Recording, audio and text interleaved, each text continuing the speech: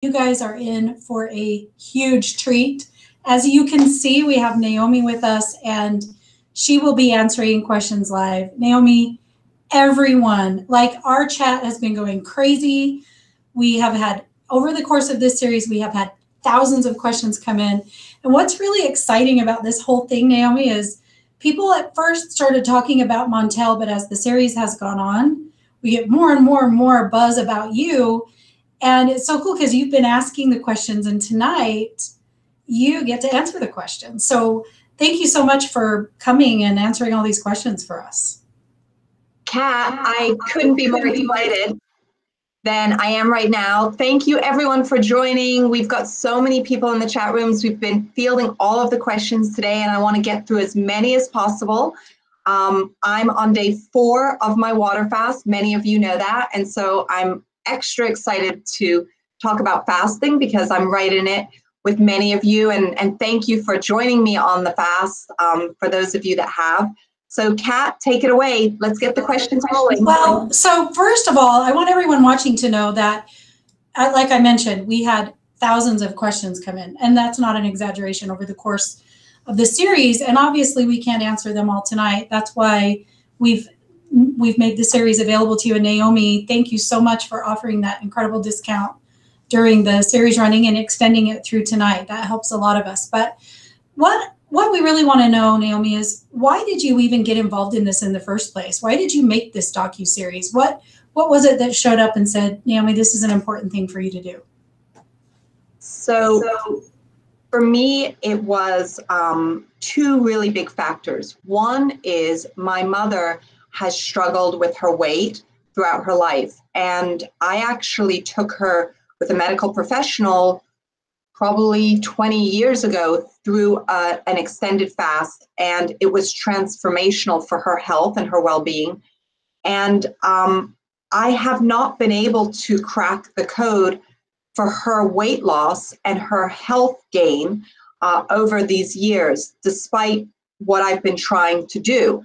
And so I figured with my natural nature, there has to be a better answer. We grew up in Europe, and it wasn't until she moved over here that she really started to gain the weight. And so I knew that there was an answer. So I was on a quest to find the answer for her. In addition to that, having been in the natural products industry for 2 decades, and millions of people have used my products over the years, I felt deeply compelled to really understand why 1/3 of our country has metabolic syndrome, why there's so much obesity, and how it's affecting our children. And just the world that we live in is so challenged from a physical perspective. I wanted to find all of the top experts that I possibly could and let them have a platform where they could share their insights and their guidance with me, with my mother, with you, with every single person that wanted to hear what they had to say.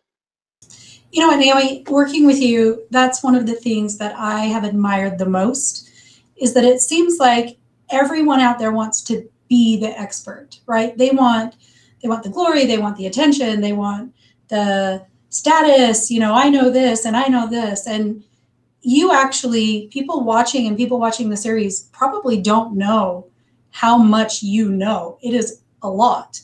And you sit there and you just ask questions. But how amazing to be someone, instead of, trying to tell us what you know, really going and getting all of these experts and bringing them together so that we can learn that. So I'm curious, what's something that you got from the docuseries? What's some information you were surprised to learn? So I got thousands of testimonials, Kat, and they blew my mind. But I would tell you that being a person who curates information, right? So I have such a privilege to have access to so many brilliant minds. I just was in Japan in December, and I was able to interview the Nobel Prize winner in autophagy, Dr. Yosunori Osumi. And it was the first video interview that we could find that he's done in 7 years. So he won the Nobel Prize 2 years ago, and he's done no video interviews one-on-one. So it was the greatest day of the whole year for me. It brought me to tears. I was so humbled, and really humbled by his level of commitment to his field of research. I mean, this man had, he was malnourished as a child. He got into autophagy research 30 years ago, and he literally, as one human being, can transform millions of people's lives. So I would say, through this process of interviewing so many genius experts, what I got out of it was a personal transformation. I was able to take my own inflammation that's in my body down significantly. I travel like crazy. I travel on average several 100,000 miles a year. And because of my autoimmune disorders, because of what I deal with, that puts a huge burden on my body. But I used to, when I would travel, you know, I always wear compression wear. I do specific things. I work with my lymphatic system. I take certain nutrients. I mean, I do a whole thing. But I used to, when I would land, be really swollen. Now, based on what I learned from these experts, I can tell you I'm a different person. My inflammation is so far down. My brain is so much more focused. I fell in love with the ketone, and I learned so many nuanced bits of information that I'm so very excited. Next January, I'll come out with my second book. And I was working on it pretty intensely today. And it really comes from all of this powerful knowledge from these experts. Wow, that, you know, that is mind-blowing, that interview. And we just don't realize what you have your arms around in terms of all of these experts and the documentation and science and studies. And you guys, Nicole, we've had so many questions come in about you, Naomi, like you. And what you guys don't realize is that she looks like this really elegant, beautiful, amazing woman, but she's kind of a nerd and she just studies this stuff. Mm-hmm. So I'm excited to see your book. So the biggest questions by far, if we take all of the questions and look at the subjects, Naomi, the biggest question by far is about fasting. People are blown away that something so simple, first of all, they're blown away that something so simple works. Second of all, it's kind of an overwhelming feeling, other than the people that are fasting with you. They don't think they can do it, right? So talk a little bit about why it's so important. Fasting is so important on so many levels. So it's something that we naturally do as humans, right? We were either in a state of fasting or feasting. So it's a natural part of our lives. And for me personally, the way that I uncovered autophagy and understood what it was I intuitively knew that my body was either on a cellular level, either building or eliminating. And our cells need that opportunity to activate the autophagy, auto self-phagy to eat, that process of detox, that process of recycling. We need the time to do that. And fasting is the most beautiful and natural way that we can work with our bodies. Religions use it all the time. It is something that is so much a part of who we are. It's just like eating. It's just like breathing.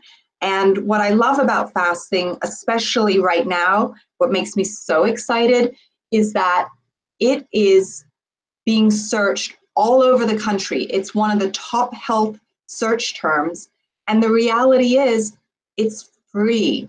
It doesn't have to be an expensive process. You know, you don't have to do these programs where you're eating, you know, certain low levels of different foods. Like, I genuinely, in my heart of hearts, I've been fasting for 25 years, and it is my most important tool for my health and well-being. So I'm just so excited that the country, that all of us are obsessed with it.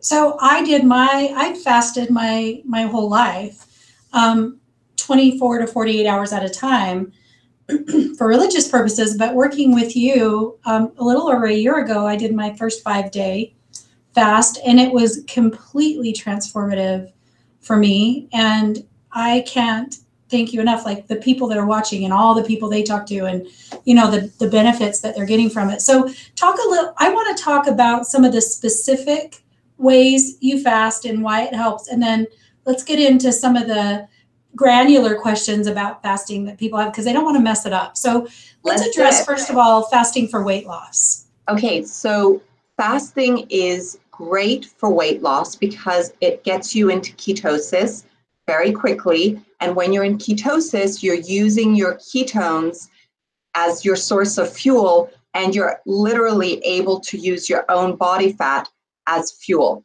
So that's why it's effective for weight loss. Okay, so for those who are sugar burners, right? Because most of us, the way we're not using ketones.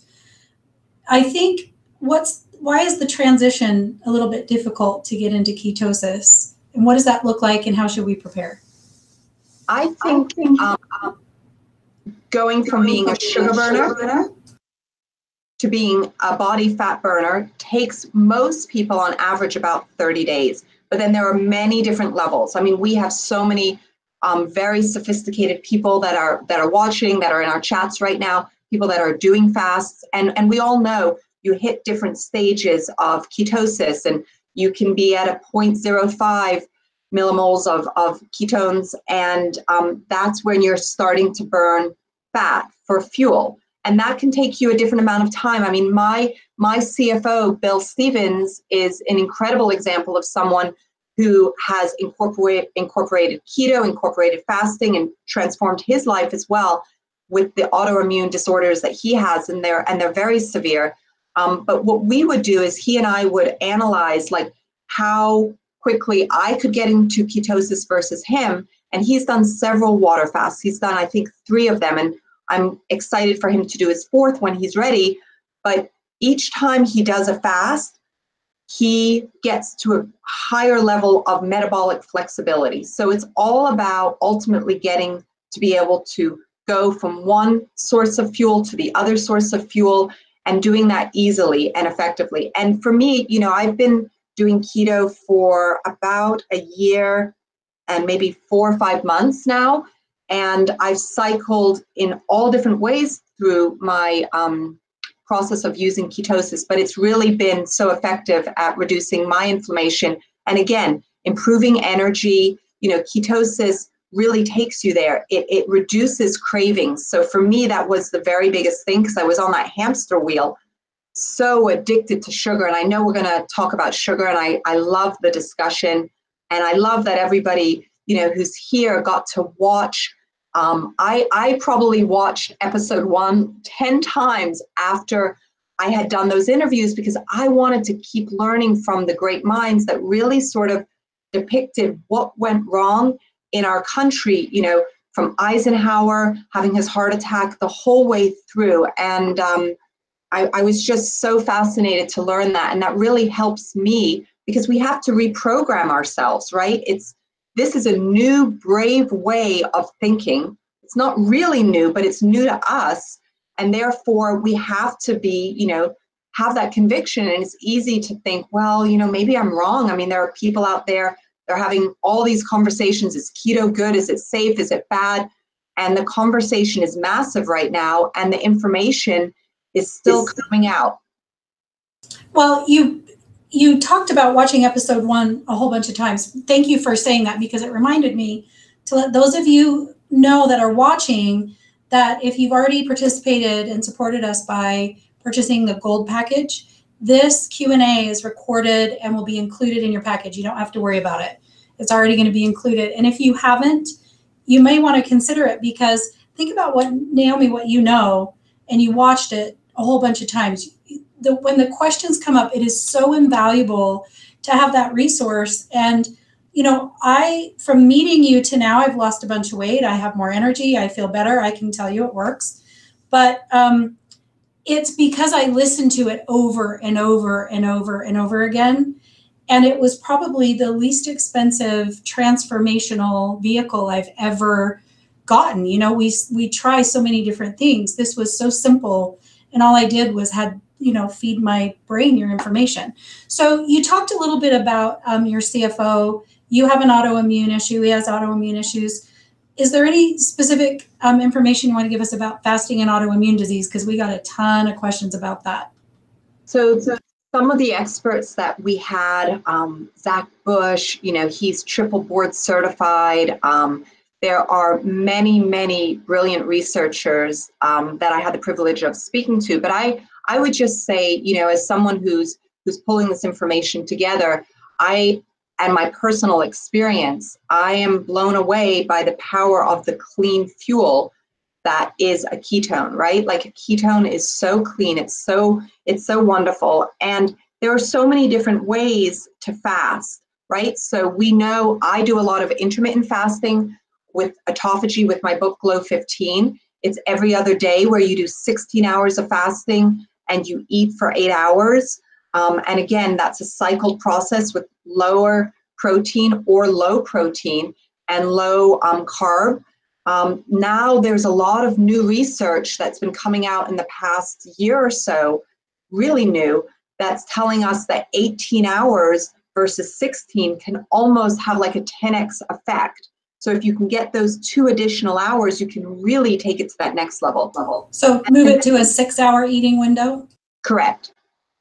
You'll move to a 6-hour eating window. And then a lot of people are doing bone broth fasts, which is not a true fast, but I grew up doing vegetable juice fasts. Again, it's not a true fast, but you can get a lot of detox going and allow your cells to rest and repair, which is really what we want to do just by, doing these different variations. So my big comment on fasting would be, there are lots of ways to do it. You can do it for 24 hours, like you were talking about. You can do it for 12 hours. You can do it for 16 hours. But if you can activate those ketones in your body and then utilize them more effectively as you become more and more metabolically flexible, you're in a whole different ballgame. And a lot of people ask questions about, does MCT oil break your fast? I believe from the research that Dr. Dominic D'Agostino and so many great people that we were able to interview say, when you're taking MCT, while it doesn't go through your digestive system, it goes right to your liver, you're still having to use your organs in a way that are not allowing them to rest and repair. So MCT oil does break the fast from the research that I've reviewed. And when you're intermittent fasting, again, I don't take MCT in my coffee or tea when I'm doing my intermittent fast.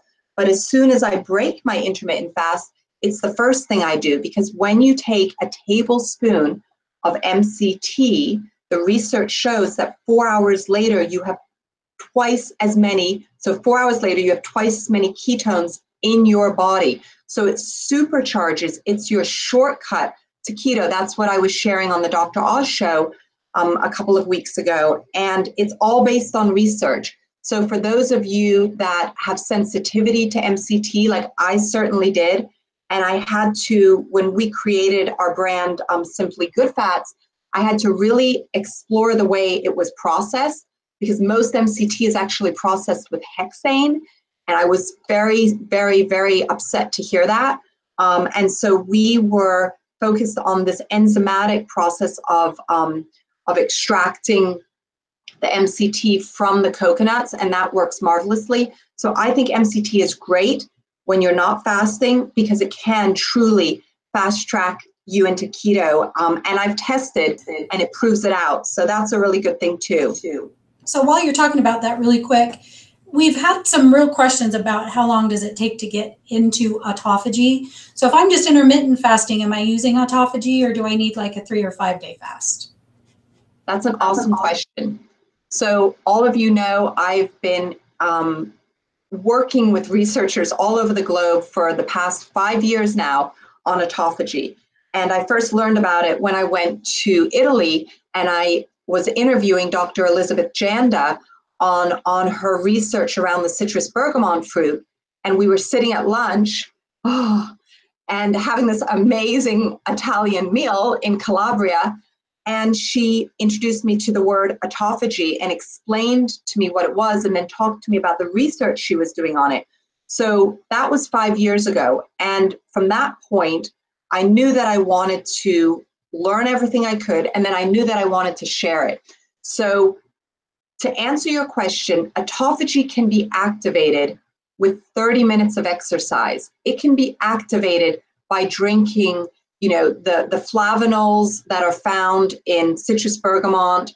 I make a concoction where you have green tea and citrus bergamot from Earl Grey tea. We add some cinnamon, like you can just make it at home. You probably have the ingredients in your house.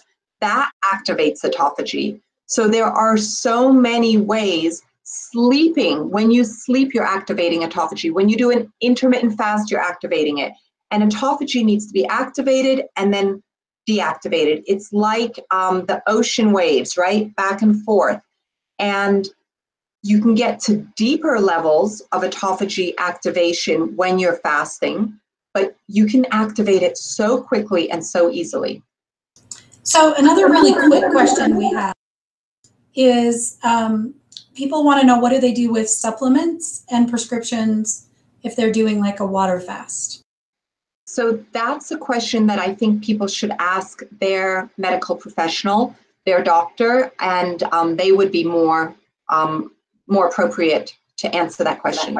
Okay, so we were talking about fasting, you talked about ketosis. You kind of can't separate them, but keto, like you said, is such a huge thing right now. There's all these branches of keto and advocates and people talking about it, but does fasting always put you into ketosis? So my understanding, depending on how your health is, it should put you into ketosis. So depending on how much fasting you do, you'll get to that place where you are in ketosis. Okay, so it could jumpstart that ketosis process, right, if I haven't done it. So we did have a good number of questions come in, Naomi, of people who were doing keto diet. They are in ketosis, but they're not losing weight. They're asking maybe what could be going on. It's a tricky thing, and there are many different reasons why we will not necessarily lose weight while we're in ketosis. And the first question I always ask myself is, am I actually in ketosis, right? Like, am I actually burning body fat or fat as fuel? And sometimes we think we're there, but we're actually not. So I have a little blood meter that I use. It's called Keto Mojo. And once I started to use that, I started to understand when I was and when I was not in ketosis and what would take me out of ketosis. So what's pretty interesting is our sense of well-being, our stress can drastically affect if we're in or out of ketosis. And so it also helped me to really, manage any sort of stress that I had and pay attention to my moods and my emotions in a way that I hadn't done before. So for someone who's not losing weight, they may or may not be in ketosis. So that's one thing to check out. And then if you are in ketosis and you're not losing weight, like I haven't lost weight probably in, 7 or 8 months from being in ketosis. And I've been many of those months in a therapeutic state. So I just found that, maybe I didn't need to be eating as many fat calories as I was. Maybe I had reduced the amount of exercise that I was doing, which was the case. These past 4 or 5 months, I wasn't exercising as much. So it's not a calorie game at all. It's really just about understanding, if you're moving around, if you're twitching, if you're doing different exercises. And I'm a huge fan of twitching, by the way. Loved that post. If you guys haven't seen it, you need to see it. But yeah, there are lots of different factors. And my thought at the end of the day is that when you're in ketosis, you are burning fat for fuel. And if you can get to the place where you're burning body fat for fuel, you're going to lose weight. Okay, great. So one of the controversies, and it seems that we've got a lot of people that are confused about this. Do you cycle out of ketosis and go back in? There are people that say you should do it once a week. There are people that say you should do it once a month. There are people who say you should never do it. What do we do about that? So for me personally, and that's, where I'm coming from, I don't cycle. I like to stay in ketosis, but that's because I have autoimmune disorders. And I love the energy that I get. I love the focus that I get. And I love not craving anything. And I find for me personally that when I go out of ketosis, I don't have the self-control to necessarily get back in. So it takes me some time to get back in. Like I went out of ketosis when I went to Japan because, you know, I'm eating Japanese food every day and I couldn't say no to the sticky rice, but that was because I was there and I thought, okay, I'll go out of it. That was December 15th. It took me, I don't even know, like almost a month to get back into ketosis. And I had to struggle with so many of my old, you know, cravings. So let's talk about that. Individual. Because I've noticed the same thing. If I go out of ketosis, I'm like hungry all the time. If I'm in ketosis, I'll go hours and be like, oh yeah, I haven't eaten anything. The body just works differently. It's really, really awesome. But, you know, many people watching may not know that you had a pretty serious sugar addiction, and boy, the body gets back into that sugar mode and it's tougher. So tell us a little bit about that. So I grew up where my parents didn't provide me with like regular sugar. They were granola people, right? So I grew up on like carob and all these natural things, which we know are not great for us. I did a video today that we'll be sharing on YouTube in a couple of weeks, you know, like the healthy foods that are really not healthy. So I used to think that carob was super healthy, and those were the kind of treats that I would have. So once I got into my teens and I moved over to this country, I rebelled and I started eating candy bars for whatever reason on my way home from school every single day. And I became a huge addict to sugar, and I stayed an addict to sugar. But because, you know, I exercised and my genetics, I didn't gain weight. I just kept eating and eating and eating sugar and increasing the inflammation in my body and aging my body more quickly than it needed to. And so keto for me is like a lifesaver, really, because I don't think about sugar 50 times a day.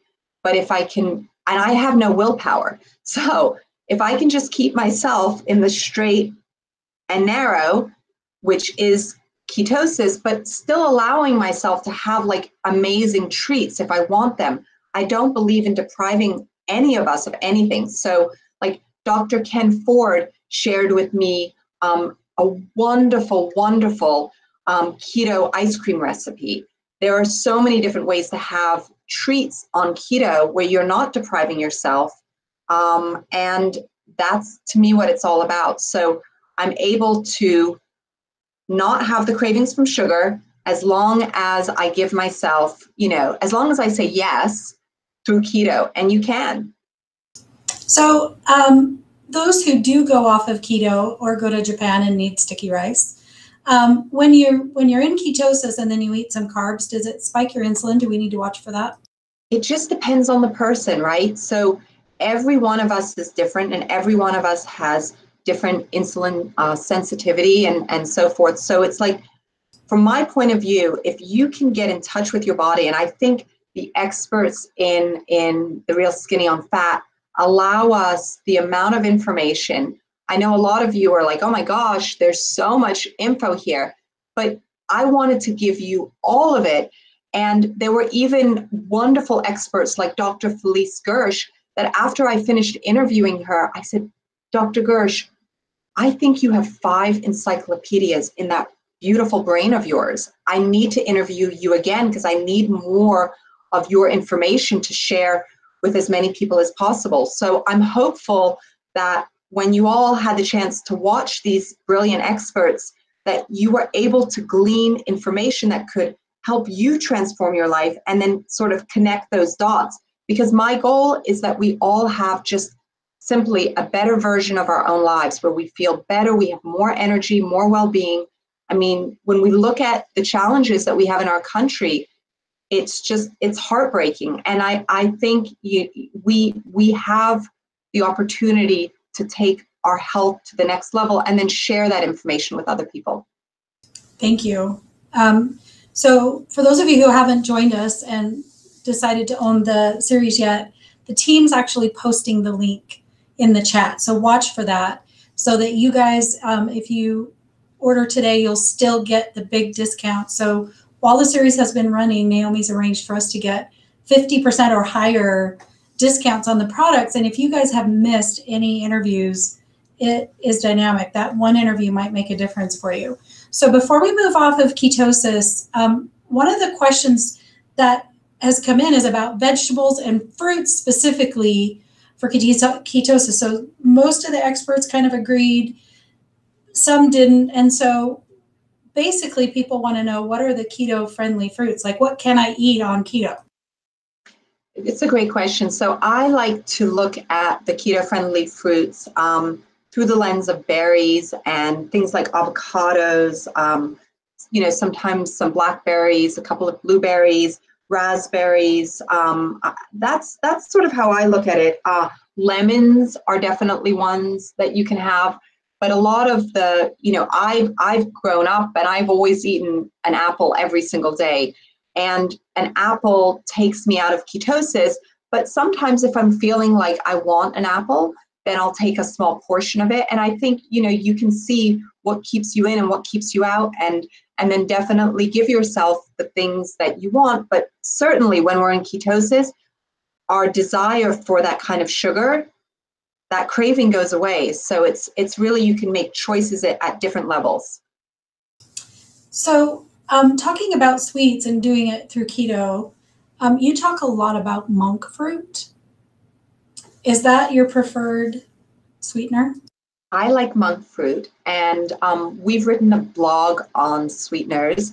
And in fact, today, we have a team of researchers that are always sort of validating the curiosity and I just want to get to the right answer here. So a couple of our researchers, our PhDs that work with us, I asked specifically today, I said, okay, this is my favorite sweetener. I know a lot of other people like a variety of different sweeteners.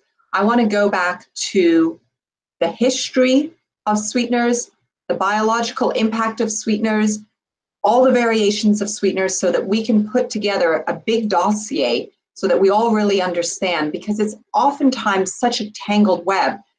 When in this country, Eisenhower had his heart attack, and then Ansel Keys did this 7-country study, and we went from consuming fat to low fat, no fat, and then the food industry embraced sugar because that was the next step in order to, hit their numbers and create food that was delicious. It changed everything. And there are many experts that say it was the biggest nutritional mistake that we've ever experienced. It's like a nuclear bomb on our country through sugar and through some very painful misinformation. So we'll have this dossier built on sugar in the next probably week and a half. That is so exciting. Thank you. So let's move to the next sort of big subject that everybody's asking about, and that is fats. Here's the biggest question, the biggest comment is Dr. Seyfried said fats are not stored. And so people really want to understand that dietary fats not being stored as calories. Well, Dr. Seyfried is a champion. He is a leader in the world of science. He is one of the most remarkable human beings. And I would say for everyone that watched his interview and would like to learn more about his area of research, or if there's ever a foundation that you would want to give to, it's his, right? So he says that cancer is a metabolic disease.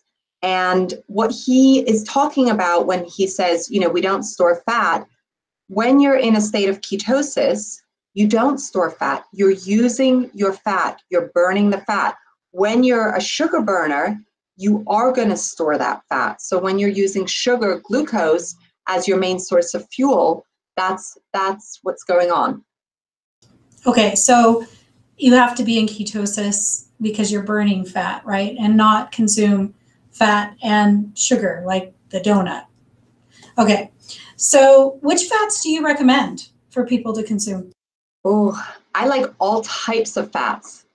In my household, and this is tough to talk about all this right now because I'm on day 4 and I'm just like, I'm thinking about all the yummy fats. Everything from peely nuts I love, walnuts I love macadamia nuts. So a lot of different nuts, a lot of different seeds, avocados, of course. Do you eat the nuts raw? Well, that's, I do. I sometimes soak them. There's a lot of different research out there, and it's a big topic. But yes, sometimes I do. So I'll let you keep going on the fats. Sorry. I eat lots of olives. My kids eat tons of that. I want to answer the questions about kids as well. I think, every type of fat that's out there, that's saturated, that, we don't eat trans fats, for example, of course, but I like to eat fats from meat personally. Dr. Toni Bark, she is a vegan, keto genius, expert, chef, superwoman, and she does it perfectly, without eating animal fats. So it just depends on the individual. But in my house, we eat animal fat, and we always have. My kids have been brought up on bone broth. They were eating, lamb bone broth soup from the time they were tiny little, like 1-year-olds. That's so awesome. I think in indoctrinating children into this way of eating, the younger you can get them, the better, right? Then they embrace it. It just depends on each child, right? Yeah, they all are different. So the other kind of controversial question is about dairy fat. So we talk a lot about grass-fed butter. Some people don't consume dairy. Some people say dairy's great. I know Cate Shanahan, Dr. Cate, says eat dairy. Some people say don't eat dairy. So tell us how we should take that in. I think, again, it's individual. So Dr. Cate Shanahan, who wrote the book Deep Nutrition, what she said to me was that we should always eat like our maternal grandmother. So that's where she really stands. And my maternal grandmother is French, and so we're huge consumers of dairy. 2 of my 4 children have casein allergies, so they can't eat dairy. I think that we all need to pay attention to the effects of dairy on our individual system and make those decisions based on who we are individually. Okay, awesome. So in ketosis, and you talked about the meter, right? Keto Mojo? Yes. So people are asking how many carbs. Some say don't eat any carbs. Some say you can eat a certain amount of carbs. How do you know? Is that the best way to do it? Is just to watch? That's a great question, and it's very cool that the answer and the research tells us all sorts of different things. So if you're an athlete and you're very metabolically flexible, you can eat a lot more carbs. You can eat like 5 times as many carbs as someone who is not metabolically flexible, or someone who is using ketosis because they need it for, let's say, Alzheimer's, or they're fighting cancer, or like my 7-year-old, he had seizures, and so we were using the ketogenic diet for something very specific. And it depends, again, on the individual and how metabolically flexible you are. I think the research is going into a place where we're learning how to understand how many ketones we're actually producing, and just as importantly, how effectively are we absorbing and utilizing those ketones. And if we can upgrade that process, then it's less about the carbs and more about this 4th macronutrient, as Dr. Dominic D'Agostino says. Now that's so exciting. This research in ketones is so exciting. So let's go back to kids. So I have some grandchildren, and they have been given fat since they've eaten avocados every day since they were 6 months old. They love them. And, you interviewed Erasmus Udo, and they'll take the Udos and chew them like they're like a snack, right? They love it. So they're not going to have an issue. But for those who are watching that have older children, one of our viewers was so great. She said, how do we force our children to participate in eating like this? What tips do you have? So just to go back to Dr. Udo Erasmus, he was my personal hero about 25 years ago when I first met him. And I had read his book, Fats That Heal and Fats That Kill, and he was so ahead of his time. And when I met him, I shook his hand, and it was like baby soft skin.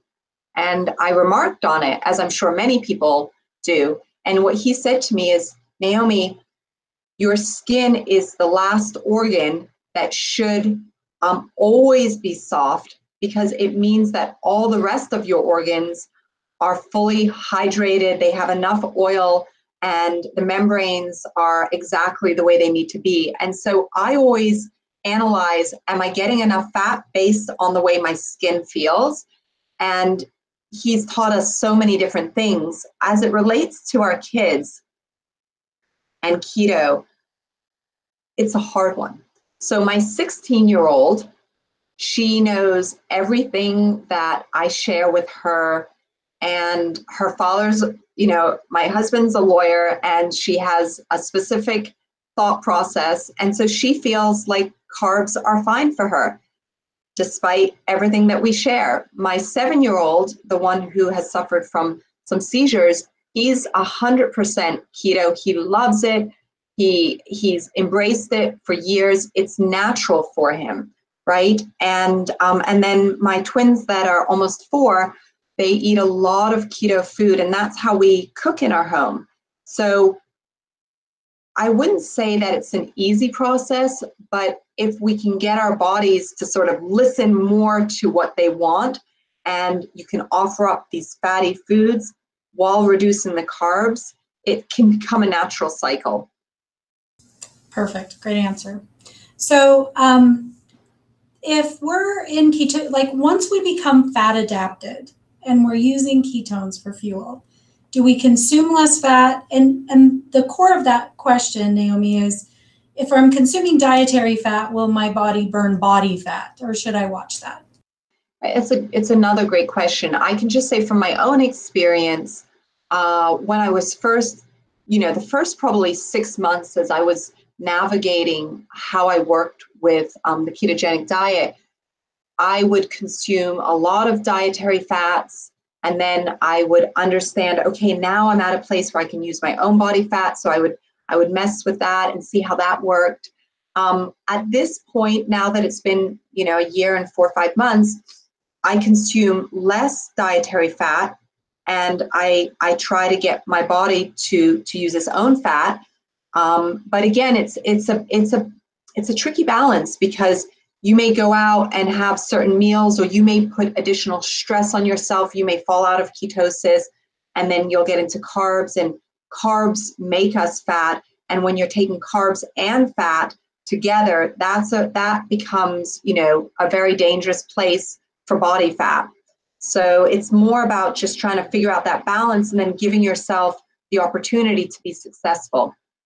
So would it be, if I'm fat adapted and I'm in ketosis and I'm not losing weight, maybe one of the things is I could look at how much fat I'm consuming? Yeah. Okay, thank you. So we have someone who watched the series, and after watching all the episodes, they are determined to find someone to help them lose weight, and they kept hearing your people you were interviewing talk about their patients, and she would like to be a patient. So for those who want to do that, how do they find someone to help them? I, again, love this question. Thank you for asking it. There's a website, and it's called ifm.org, and you can find a practitioner in your area. I don't know these practitioners, but I know that this is a great resource. So ifm.org.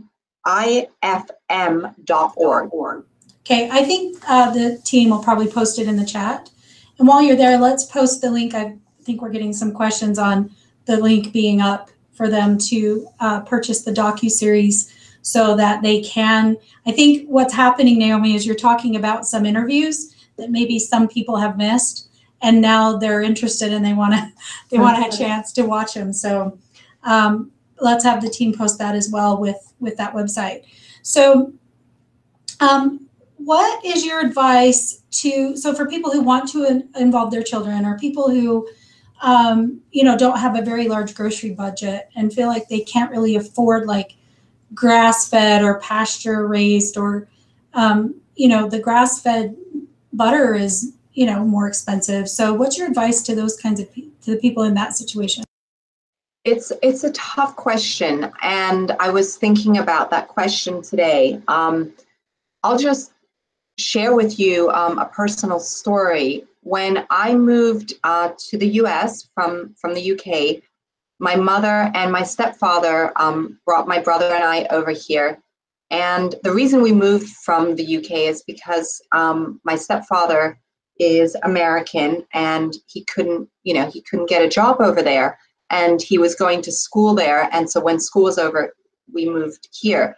And I am totally in love and care so much for the sacrifices that my stepfather made for our family. But at that time, we didn't have very many resources at all. And he worked 2 jobs to put the kind of food on the table that, he believed in, and that my family believed in. And what I would say from that was he was incredibly resourceful. So I even would see him do trades where, a lot of people have chickens in their backyard, and he would get their eggs in exchange for something else. And farmers markets often have, a lot of these really high quality foods at a reduced price because you're not paying the 3 middle people. And one thing I've learned in my career, and I've been very passionate about, is hacking supply chains. Right? So I personally work with indigenous communities all over the world. I work with the farmers. I go to the soil. I learn each step of the way. And that's just because of my personal experiences in life. But what I would say is, if we can be resourceful, which we are naturally, and find ways to incorporate the things that we need in our life, and maybe it means, not going out to dinner that time in the month or that time in the week. Maybe it's not buying the processed foods and you push that stuff out. A lot of that is very expensive. I mean, I imagine that many of you that are on here with us right now are not consuming sugary drinks or sodas or whatever, but you can get a nice filter at home on your faucet, and you can consume water. Like, that's what we drink in my house. And if you want to make, incredible fermented foods like the yogurts, if you eat dairy or sauerkraut, I mean, you can make these things at home and do it for a lot less money than one would imagine. So I think we can be resourceful. That's really, really great advice. I think just in general, not even just, budget wise, Naomi, but I think there's some connection to providing yourself some of these things, that connection with the food that we've really lost with this manufactured. You were talking earlier about kind of the state we're in, and I think there's some connection with our food that we're missing, and I think that's really lovely. We have a question about MCT oil in particular, and I really appreciate you addressing how it's manufactured.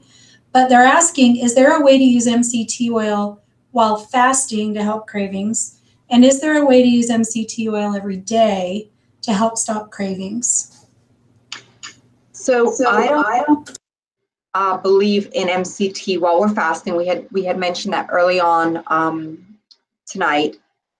I really want the body, the liver, especially all of the organs, to be able to detox and not have to be manufacturing or dealing with any sort of, in this case, an endogenous ketone. But when you're not fasting, I think it is the number one tool to really help us stay in ketosis, benefit from our ketones, which is why I, created a brand around it, because I was so passionate. Like, I can create all different types of products, but I felt that MCT was not being communicated properly. My children all take MCT in my household. First thing in the morning, it's put into their breakfast. It's added to their almond butter. I mean, MCT is a huge part of our lives. And it's really just about making sure that you're getting like a whole food MCT, that you know how it's manufactured, so you're not consuming the hexane when it's processed. It's a very difficult chain of fats to extract from different sources. So it could be from red palm oil, or it could be from coconut. Of course, we want ours from coconut, but to extract it is difficult, and there are only a few extractors in the world. And so that's why I'm so passionate about the enzymatic extraction process, because it's careful, it's delicate, and then you're getting these MCTs and you're doubling your production of ketones. It's exciting. So do the bottles state how they're extracted, or how do we find that out? Just get yours and then we'll get... Question. I think I have to analyze that. I don't think, like, I would just say conventional MCT. Most of the time, probably 90% of the time, it's hexane.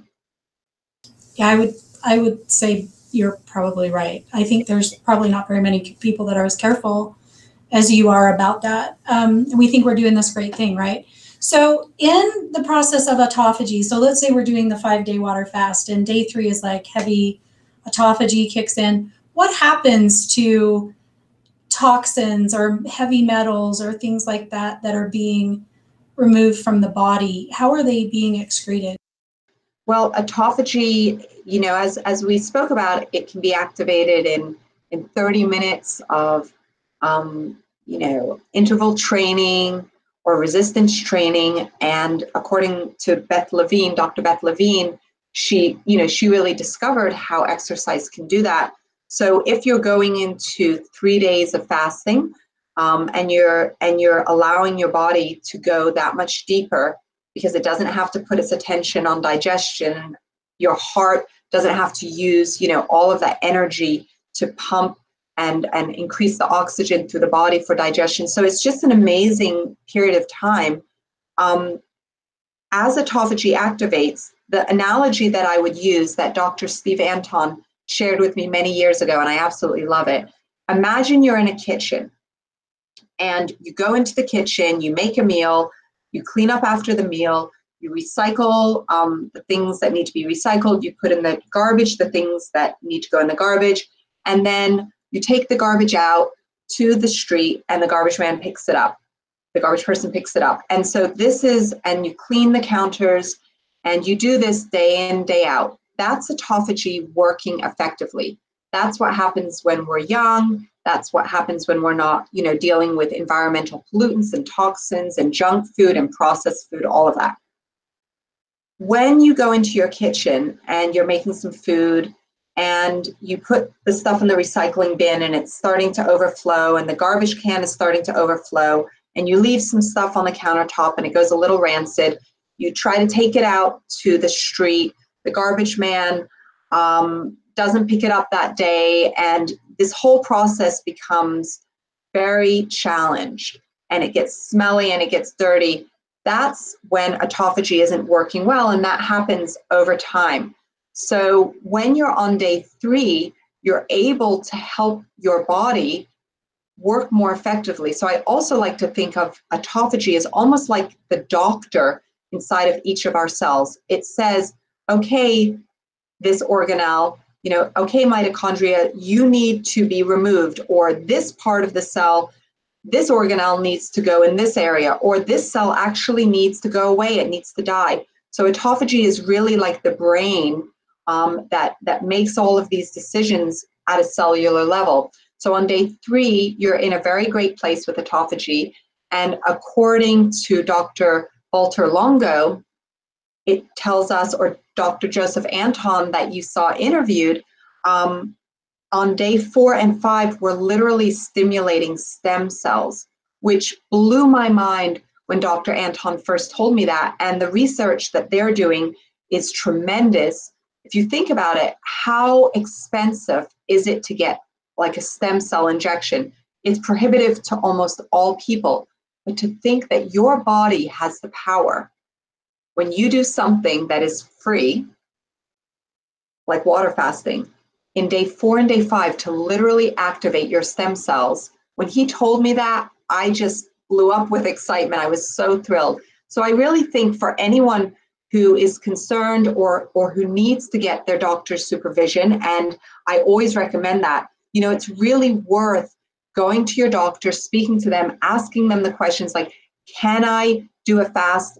When my CFO, Bill Stevens, did his first 5-day water fast, I was so shocked. And because he was on so many medications and under strict doctor supervision, I said, Bill, how did you do this? Why did you do this? I'm in total shock, and I don't think it's probably the right thing for you to be doing. And he said, Naomi, I sat down with my doctor. I explained to my doctor that I wanted to do this. I did a ton of personal research, and my doctor gave me his blessing. And it's been the greatest tool for Bill. So I highly recommend that people spend the time and or the money with a practitioner, that if they have questions and they want to know, learn, figure it out, and then hopefully you can go down that path and activate your stem cells and all that autophagy. It's so fantastic, the health benefits that your information's bringing. So we have one last question about fasting, and it's about, you know, we have so many overweight people, but there are some underweight people. So the question is, if you are underweight, is fasting still good for you? And if it is, how much? And should they watch it? So I'm sorry, everyone. My nose is running a little bit on my fast here. I'm definitely detoxing. So we're going to talk about that in a second. With people who are underweight, all of the researchers say not to focus on, I'm okay, thank you, not to focus on fasting if you're underweight. It's not recommended. And, you know, Dr. Jason Fung, who I am a huge admirer of, we're actually working on the future of doing a book together, really for women and fasting. But Dr. Jason Fung, you know, has a whole list of recommendations as to who should and should not. And I just think the fact that, you know, when I interviewed him and I learned that he had fasted more than 5,000 people, he is truly an expert. He is truly humble. He has no business interest in it. And I just think he's a powerful mind in this area of fasting. So let's wrap it up by talking about ways you can detox. So there's you get rid of toxins by fasting and, you know, elimination and eating really clean. But we do have a lot of questions about how else can we eliminate toxins. And I know you're probably the best expert on that I've ever met. So let's wrap up with you sharing some of that information for us tonight. Well, I certainly don't think I'm the best expert, but I do think I interviewed a ton of the best experts. Like Dr. Chris Shade is a genius when it comes to detox. Dr. Joe Mercola, we had a really nice event where sort of Dr. Dan Pompa, all these experts came together and we talked about detox, and it was really, really fascinating. But for me, because I'm always trying to help my body to eliminate the toxins, I dry brush, I work with my lymphatic system, I have a sauna, and if you don't have a sauna, then, you know, maybe your gym has a sauna or you can find a way to use one. And a sauna is good for some people, but it's not necessarily great for everyone. So if you're not inclined to use a sauna, there's lots of other ways to, you know, help to detox through sweating, through really just upregulating your parasympathetic nervous system so that your body can detox. When you're in a state of your sympathetic or your fight or flight, your body can't do the kind of detoxing that it needs to. So getting your mind and your focus into a place where you can rest and relax. So eliminating having bowel movements is a really effective way to do that. I mean, these are all important ways to get into a parasympathetic state, and then you can really detox. Well, thank you so much. We're going to have the team post the links again in the chat for all of you guys who are watching. And Naomi, from all of us, because everybody watching and all the people who they can't tell you, well, they've emailed and they've sent in. We are all so grateful that you decided to bring us all of these experts into our home. And thank you for extending the discounts on this so that we can get this information in our hands and in our lives and in our homes and the children and the people that we love. I know that's really important to you, so thank you. Kat, thank you so much for doing this with me. And all of you that have been part of this, my heart is so filled with joy and excitement when I read your posts and all of this information. So we're on a journey together. I really think it's a movement that we're experiencing in this country, and I'm just honored to be part of it and continue to focus on bringing the best minds to the forefront. Thank you so much. We support you, and guys, thank you for being on tonight and supporting what we're doing. Have a good night, everybody. Good night, Naomi. Good night, everyone.